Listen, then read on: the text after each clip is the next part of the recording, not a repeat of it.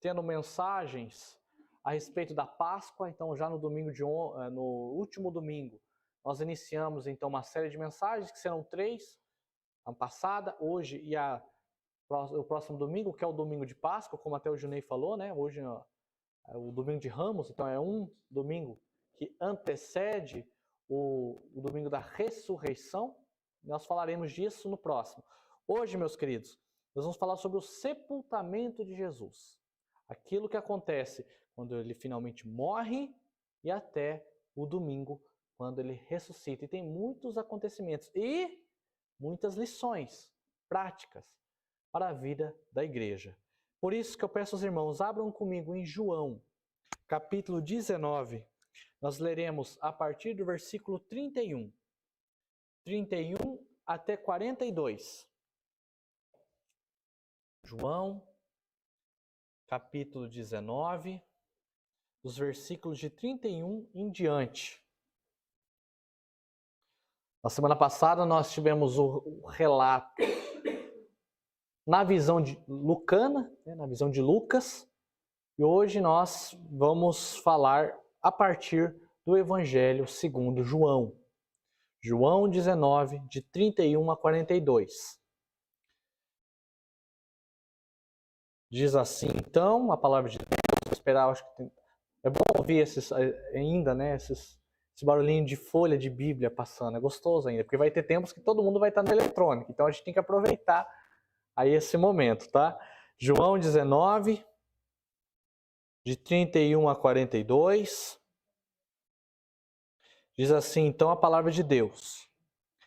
Então, para que os corpos não ficassem na cruz durante o sábado, visto que era o dia da preparação e era grande o dia daquele sábado, os judeus pediram a Pilatos que fossem quebradas as pernas dos crucificados e fossem tirados das cruzes. Os soldados quebraram as pernas dos homens que tinham sido crucificados com Jesus. Primeiro um, depois o outro. Quando, porém, chegaram a Jesus, vendo que já estava morto, não lhe quebraram as pernas. Mas um dos soldados lhe abriu o lado com uma lança, e logo saiu sangue e água. Aquele que viu isso dá testemunho, e o testemunho dele é verdadeiro. Ele sabe que diz a verdade, para que também vocês creiam. E isso aconteceu, para que se cumprisse a Escritura: nenhum dos seus ossos será quebrado. E outra vez diz a Escritura: olharão para aquele a quem transpassaram.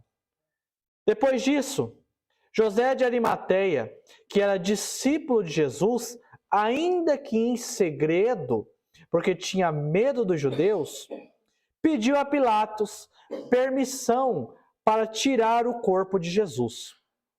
E Pilatos deu a permissão.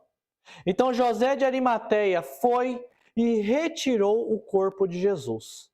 E Nicodemos, aquele que anteriormente tinha ido falar com Jesus à noite, também foi, levando cerca de 35 quilos de um composto de mirra e aloés.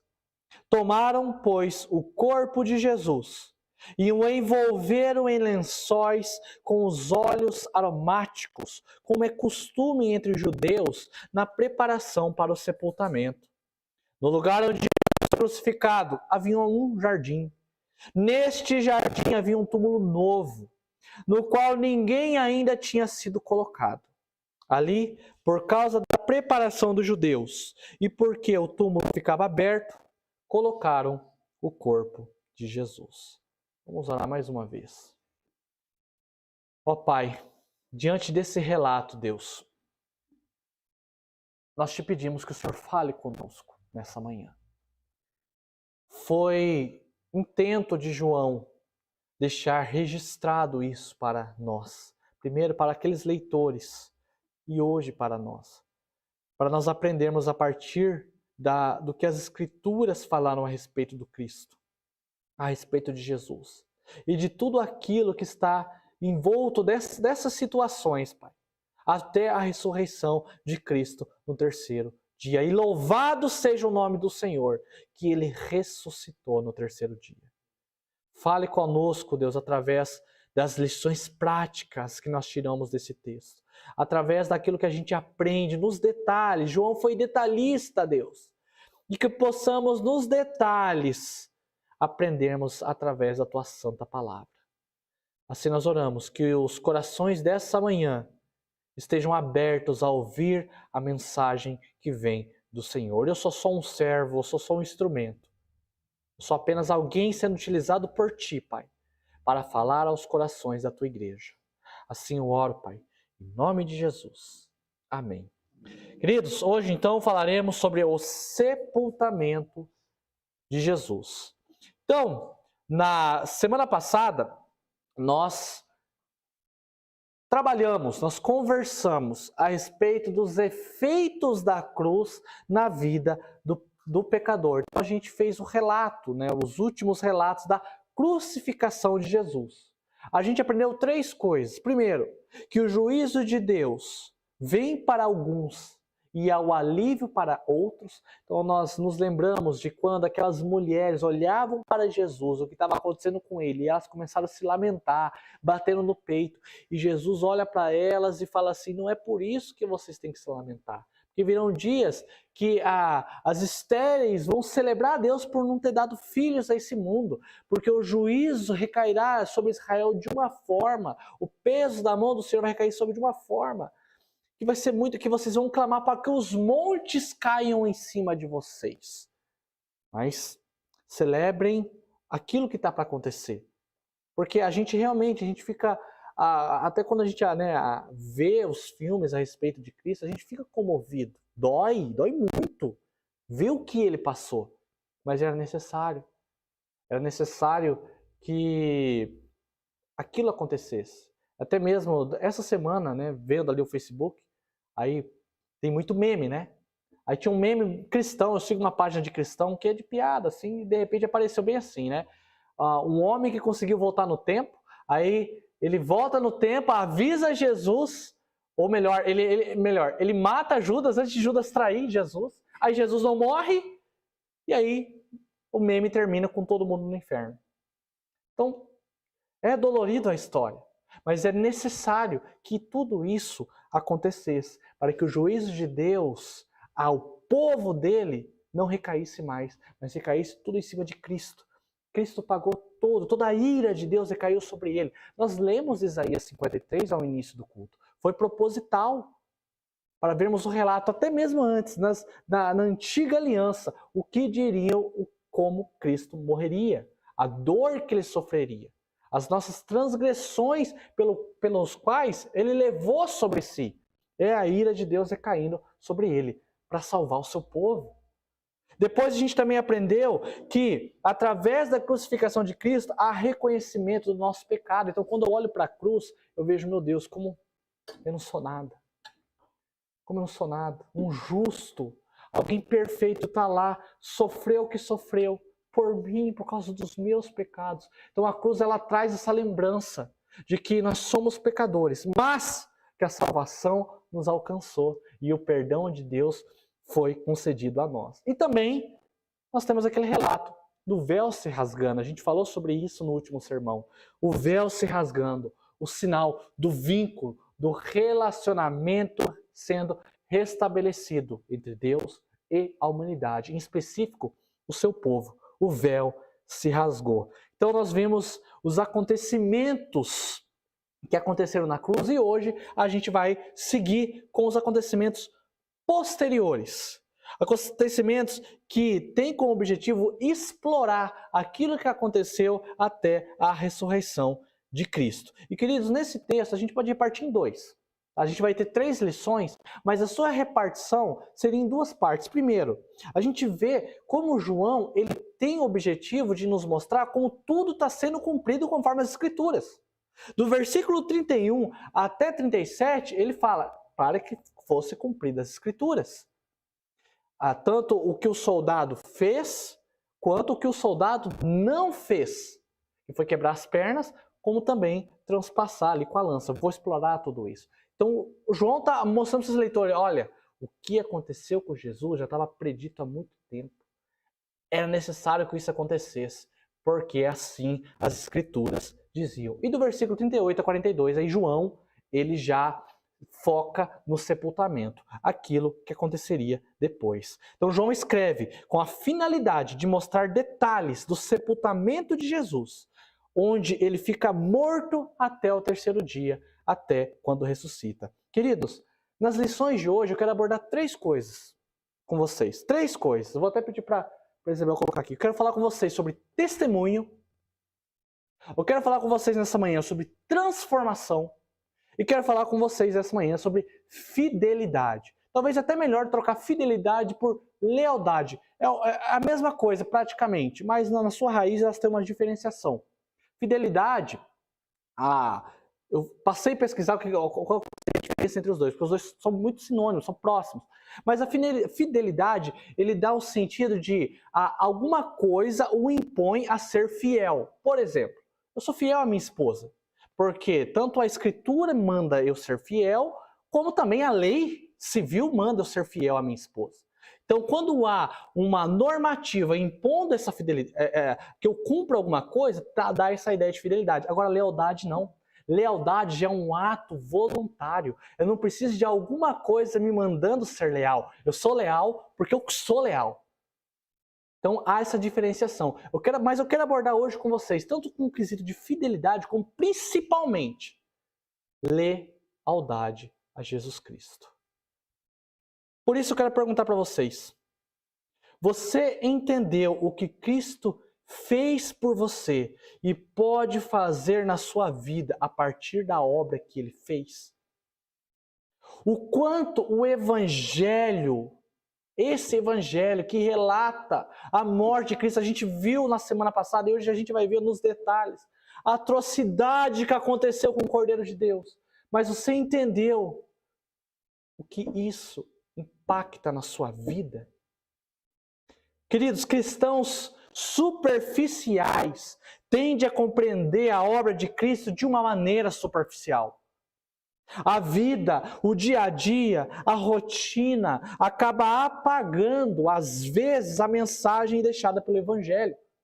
O significado desse ato de Deus em prol de nós pecadores.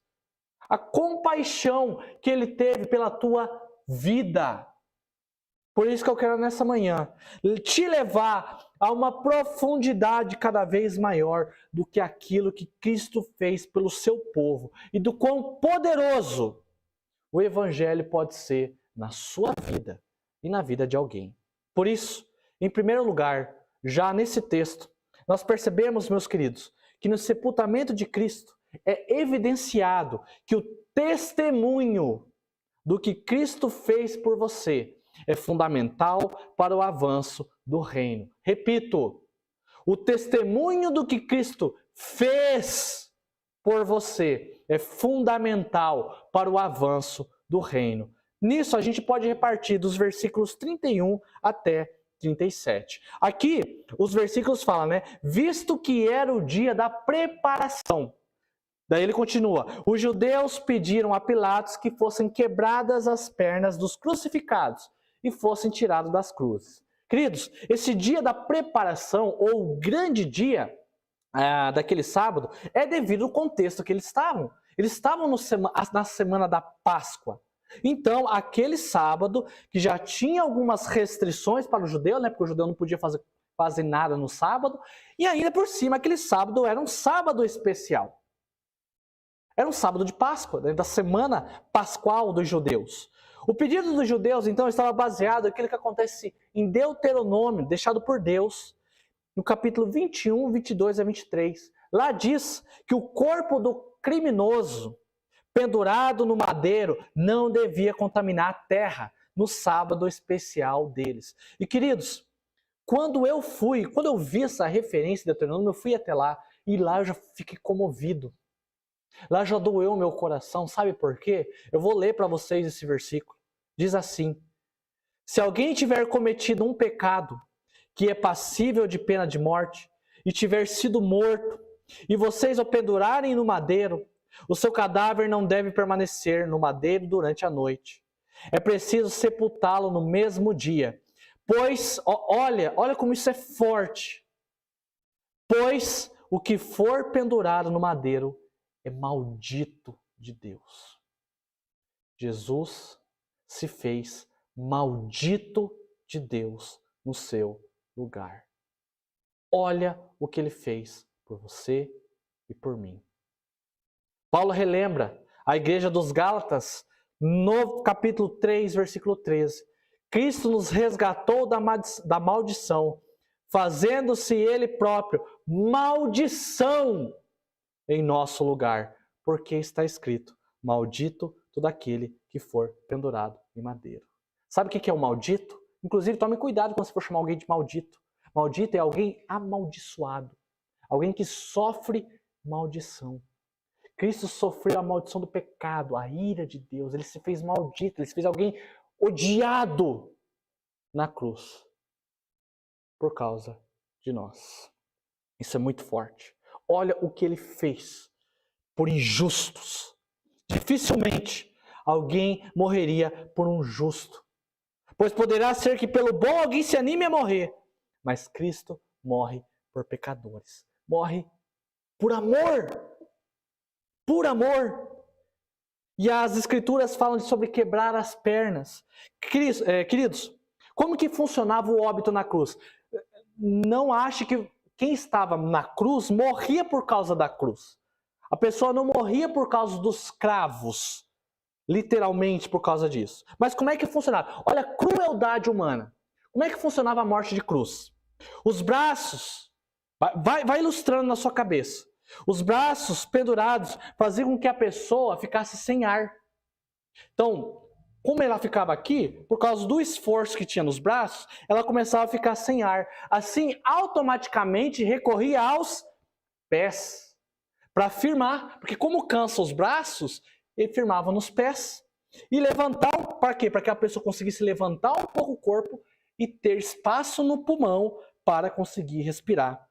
Com as dores locais do pé e da mão, mais o cansaço, mais fraqueza, mais o sol, mais variáveis ainda, fazia com que o condenado ficasse cansado. Por quê? Porque ele tinha que ficar naquilo. Cansou o braço, joga no pé. Cansou no pé, joga no braço. Ficava naquilo, tem uma hora que ele ia cansar. Quando ele cansava, como é que ele morria? Asfixia. Ele morria por asfixia. Os romanos deixavam os corpos se decompondo nas cruzes para os abutres comerem. No entanto, em dias comemorativos, eles podiam tirar os corpos antes e, caso tivesse vivo, quebraria as pernas para acelerar a morte. Por quê? Porque quando cansava os braços, como as pernas estavam quebradas, eles não depositavam a firmeza nos pés. Então ficava literalmente só os braços. Aí era mais fácil da pessoa cansar, doía mais e a asfixia via mais cedo. Porque ela não fazia aquela jogada, né? Braços, perna, braços, pé. As pernas quebradas acelerava a morte da pessoa. Os romanos faziam isso quando queriam que a pessoa morresse logo e tirasse ele do madeiro. E é isso que os judeus pedem para fazer com Cristo e os dois ladrões, os dois malfeitores que estavam lá. Repito, olha o que ele fez por mim e fez por você. Jesus já estava morto e não quebraram as pernas dele. Então, mais uma profecia sendo cumprida. Então, o que o soldado faz? Porque ele percebe que Jesus está morto e não quebra as pernas, ele vai lá e perfura o lado. Né? O grego fala perfura costela e sai sangue e água. Queridos, aí eu tive a ideia de querer pesquisar o porquê que saiu água junto com sangue. Aí eu fiquei mais comovido, mais constrangido. Quando você vai pregar sobre a cruz e você sai pesquisar e sai se aprofundar, você fica com mais consciência pesada. Fica mais aliviado também. Eu sinto o tamanho do amor de Deus por mim, mas eu fico muito comovido. Queridos, sabe por que sai sangue e água de Jesus? Eu vou explicar. Uma explicação fisiológica. Pode ser que Jesus, por causa de todo aquele esforço do braço com a perna, do braço com a perna, o corpo ele começou a responder, né, instintivamente, no sentido de, como ele precisava mais de ar, o coração começou a acelerar mais para mandar mais oxigênio. Como houve a diminuição do oxigênio, devido à dificuldade que ele tinha para exalar, causou danos aos tecidos e aos vasos, que começaram a vazar líquido aquoso no sangue. Isso resultou em um acúmulo de líquido ao redor do coração. Ele teve então um derrame pericárdico e um derrame pleural. Os pulmões em colapso, o coração falhando, a desidratação e a incapacidade de obter oxigênio suficiente para os tecidos o sufocaram. Em outras palavras, sabe o que eu posso dizer para você? Que como o coração dele trabalhou 3 vezes mais, provavelmente o coração dele explodiu. Em outras palavras, sim, num sentido bem leigo falando, o coração dele explodiu. Por isso que tinha água e sangue para todo lado. Quando o romano vai lá e perfura, é só a comprovação de que havia água no meio do sangue dele. Olha o que ele fez por você e olha o que ele fez por mim. E queridos, o que eu quero atrelar hoje, nessa manhã, para vocês, é o que fala o versículo 35. Aquele que viu isso, dá testemunho, e o testemunho dele é verdadeiro. Olha essa obra tão pesada que eu comentei, mas houve alguém que testemunhou. Testemunho. Essa é a palavra que eu gostaria de destacar nesse versículo. Alguém, muito provavelmente João, viu todo aquele cenário triste da manifestação da crueldade humana sobre um homem justo que não cometeu mal nenhum. E ele não deixou isso apagado, mas ele foi e testemunhou todas essas coisas. Toda aquela obra seria inválida, não, talvez não inválida, mas não teria nenhuma eficácia se ninguém testemunhasse aquilo que Cristo fez. Queridos, eu e você recebemos essa obra. Já que anunciei 4 vezes o que Cristo fizeste por mim e por você, o quanto essa obra foi necessária para nós, embora muito dolorosa a Jesus, a nossa resposta é proclamar essa obra, é testemunhar o que esse sofrimento representa, que é o perdão de Deus. A cruz jamais chegaria a nós se não houvesse testemunhos de homens e mulheres movidos pelo poder do Espírito. O anúncio do Evangelho é fundamental para o crescimento do reino. Do reino nessa igreja, do reino em nosso meio, do reino dentro da sua própria casa. A partir do que agora você sabe em detalhes o que aconteceu com Jesus em profundidade, como tem sido o seu testemunho, em dizer a verdade para que os outros creiam nisso que Cristo fez por nós. Jonathan Edwards, um grande teólogo, um grande pregador, ele disse que o testemunho mais poderoso que podemos dar é a nossa própria vida transformada pelo poder de Cristo. De fato, tudo que uma pessoa precisa saber é que há um Deus que, ao ver a humanidade em um estado tão deplorável de pecados, teve misericórdia e enviou seu Filho para morrer dessa maneira, nessa crueldade. Creia nessa obra, creia nessa verdade e invoque o nome do Senhor. Mas faça as perguntas que Paulo diz em Romanos 10. Como, porém, invocarão aquele que não creram? Como crerão naquele que nada ouviram? E como ouvirão se não há quem pregue? Eu e você recebemos essa obra através da ação do Espírito. Oh, que privilégio! A nossa missão agora é passar para frente, é anunciar, é dar testemunho daquilo que Cristo fez por nós. O seu coração praticamente explodiu por nós. E a gente não tem a coragem de passar essa mensagem para frente. De que Cristo fez tudo isso para trazer a salvação para a humanidade. Eu sempre reflito na palavra usada por Cristo em Atos 1:8. quando ele fala, mas vocês receberão do poder, serão minhas testemunhas, tanto em Jerusalém, como toda a Judéia e Samaria, até os confins da terra. Aqui o grego utilizado por ele é martis, que é a mesma raiz da palavra de martírio. A mesma palavra que fala sobre mártir.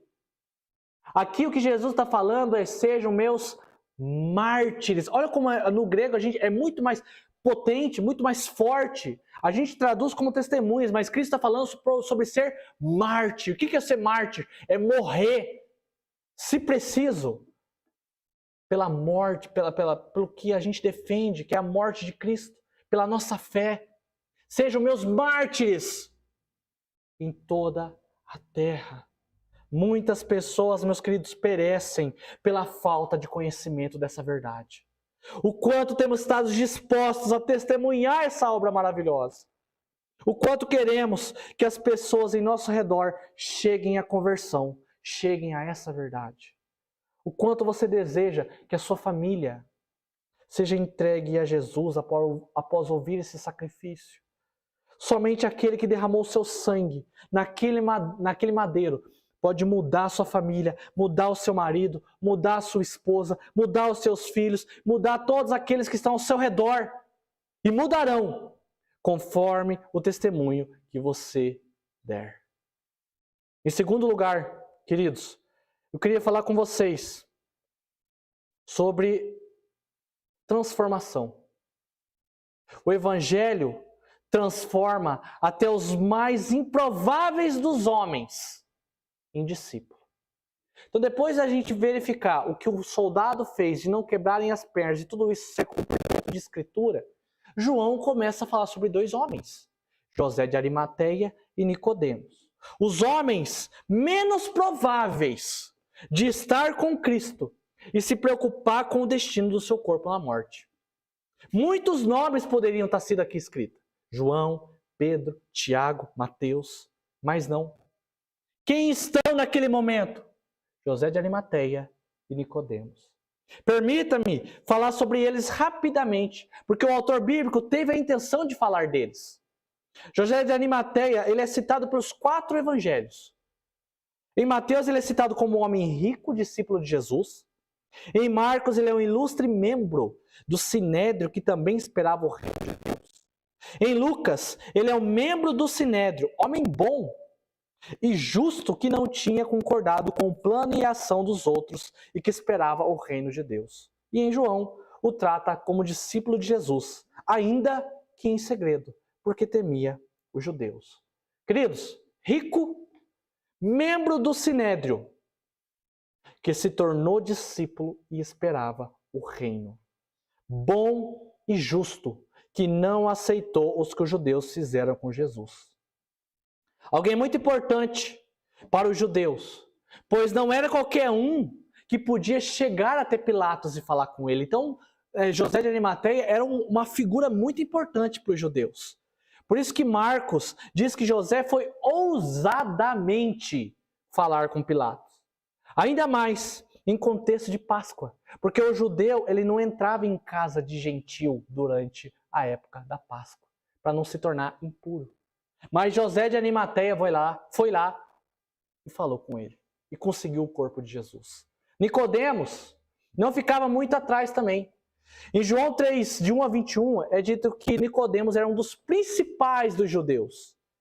Ou seja, alguém de uma posição muito alta no Sinédrio, como José de Arimateia. E foi nesse período que ele pergunta, inclusive, para Jesus o que é nascer de novo.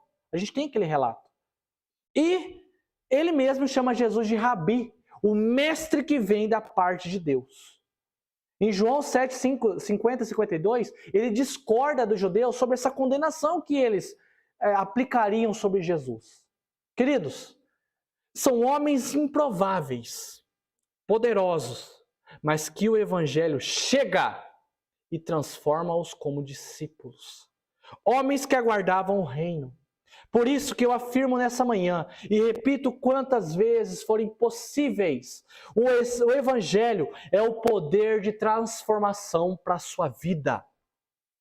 O Evangelho é o poder de transformação para a vida da pessoa que você tanto ama e quer que ela se converta.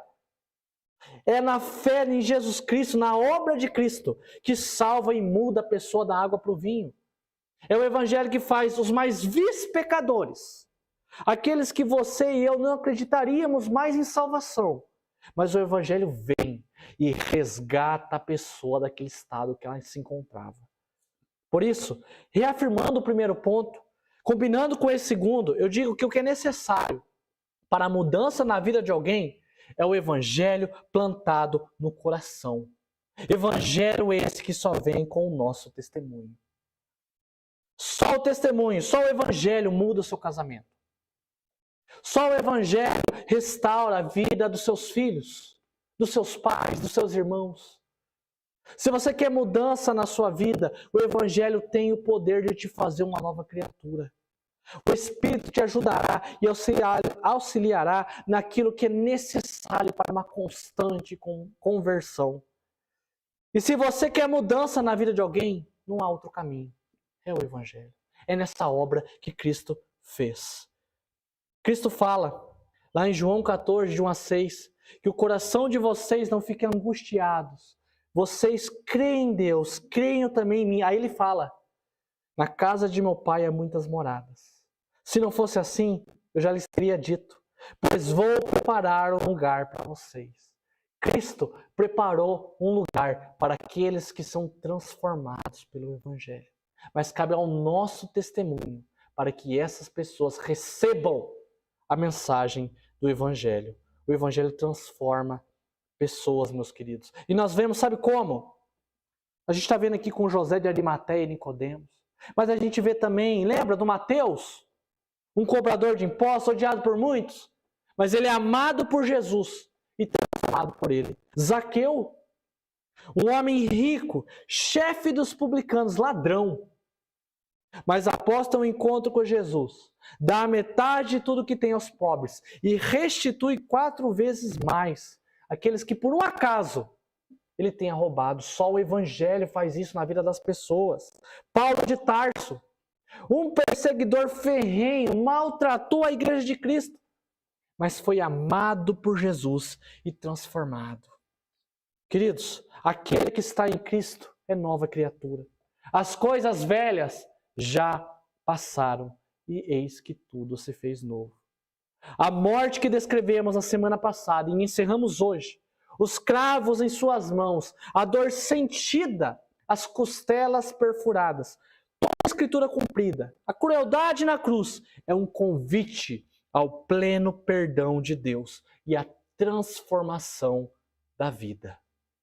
Ore a Deus e clame que esse poder transformador do evangelho se manifeste dentro da sua casa, nos seus filhos, nos seus netos, em pessoas que você tem o desejo de que encontrem a Cristo e se convertam dos seus caminhos. Clame ao Senhor que a obra da cruz restaure a sua casa, que restaure o seu casamento para a salvação e uma salvação eterna. Como Calvino certa vez disse, a transformação a partir do evangelho não é algo que podemos alcançar por nós mesmos, mas é um presente de Deus para aqueles que creem em Jesus. Ou seja, é dom de Deus. É Ele quem converte, é Ele quem transforma, é Ele que restaura.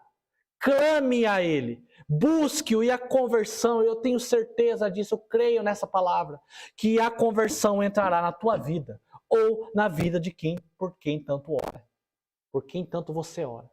Para Deus, nada é impossível, as suas escrituras dizem isso. O Evangelho segundo Paulo aos Romanos, o Evangelho segundo Paulo aos Romanos, capítulo 1:16, diz que o Evangelho é o poder de Deus para a salvação, para todo aquele que crê. O Evangelho transforma pessoas.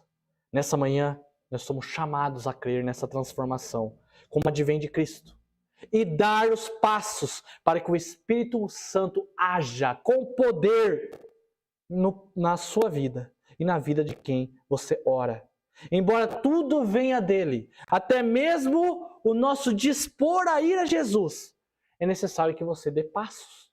É necessário que você ativamente queira essa transformação. clame por essa transformação. O Evangelho tem esse poder. O Evangelho fez isso com José de Arimateia. E o Evangelho fez isso com Nicodemos. De um modo que eles tiveram que renunciar e realmente deixar todo o status que eles tinham conforme tinham no Sinédrio. O Evangelho faz isso com as pessoas. E por último, além de testemunho, além de transformação, o Evangelho nos chama à lealdade.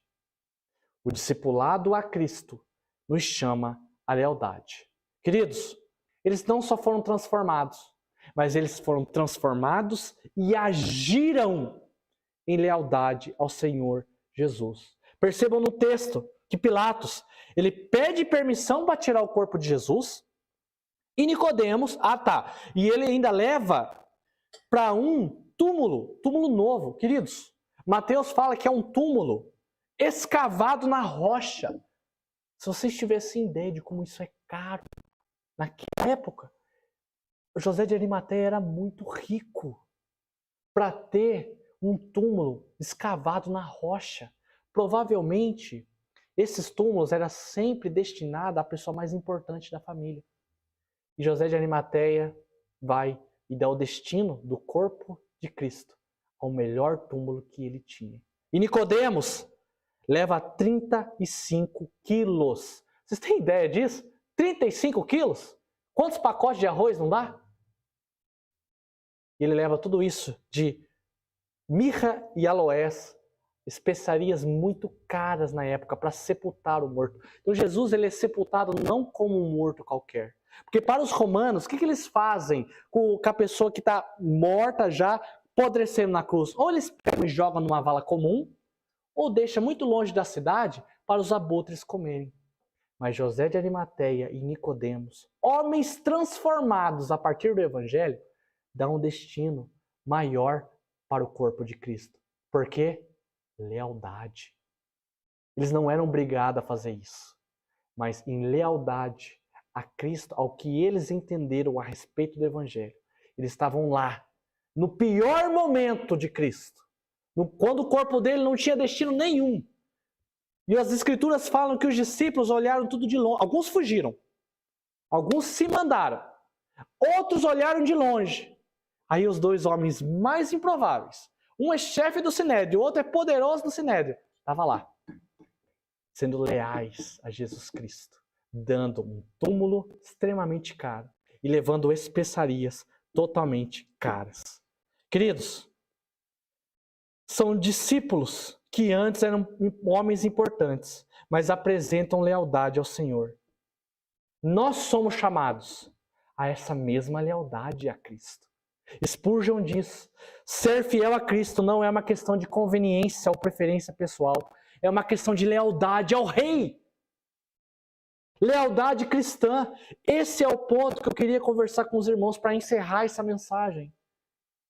Cristo diz: se alguém quer vir após mim, negue-se a si mesmo, tome a sua cruz e siga-me. Queridos, será que verdadeiramente tomamos a nossa cruz e nós seguimos a Jesus? É um chamado à lealdade, o que Cristo fala nesse versículo. Antes de seguir a Jesus, nós devemos negar-se a si mesmo. Que quer dizer o quê? Negar quem nós somos ou que nós queremos ser, para ser aquilo que Deus deseja que nós sejamos. Negar vontades e desejos que vai contra a vontade de Deus. Negar condutas que não estão em conformidade com a Bíblia. Negar um estilo de vida que é errado, para deixar o velho homem transformar-se a um novo homem. Negar-se a um estilo de vida. E tomar a sua cruz é as implicações que essas decisões vão nos levar. As consequências delas. Isso é lealdade a Cristo. Cristo nos chama a sermos leais a Ele até a morte ou até o seu retorno. E por causa de tudo isso é que Cristo morreu. E agora fica a pergunta: se Cristo foi tão leal a nós, morrendo dessa forma tão cruel, como tem sido a nossa resposta a essa lealdade? Como tem sido tudo isso? Como podemos avaliar a nossa lealdade a Jesus? Reflita comigo, eu te ajudo. Se a sua fé fosse provada um dia, qual seria a sua postura? Vamos trabalhar primeiramente em casos mais extremos. Sabe por quê? Porque a gente não vive o extremo. A gente não está acostumado com o extremo. Mas e se você viver um dia? E se você viver um dia em que a sua vida dependesse de professar a sua fé em Cristo ou renegá-lo? Qual seria a sua postura?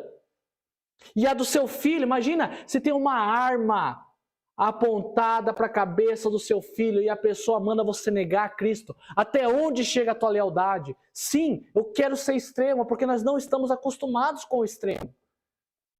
Mas vamos seguir, talvez, no dia a dia, mais simples. Quando você precisa se posicionar como uma pessoa cristã, diante de circunstâncias, diante de um sistema corrupto, diante de tanta maldade, como você tem se posicionado?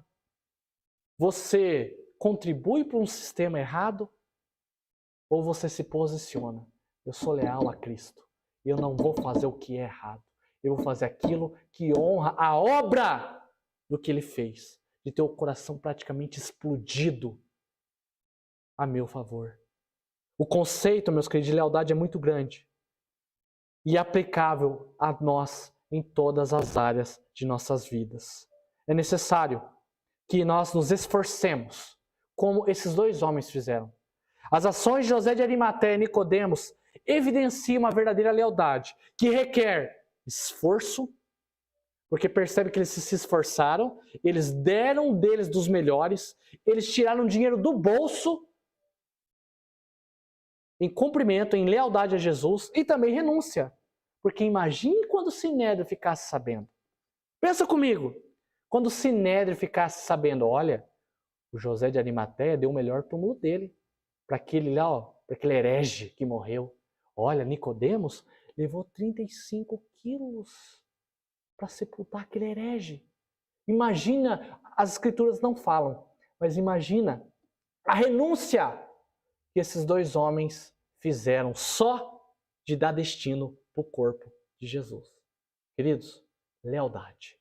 Somos chamados a um testemunho, somos chamados a ser transformados e somos chamados a continuar leais a esse Deus. Essa obra, esse amor demonstrado a partir dela, nos ajuda a nos amadurecer como cristãos e evoluir em todos esses quesitos. Que Deus nos abençoe e Ele nos ajude a sermos leais, a darmos o nosso testemunho, a proclamar: Cristo morreu por você. A que pessoas sejam convertidas a partir de nossas vidas, para que o Evangelho transforme até mesmo homens mais improváveis de transformação. Esse é o poder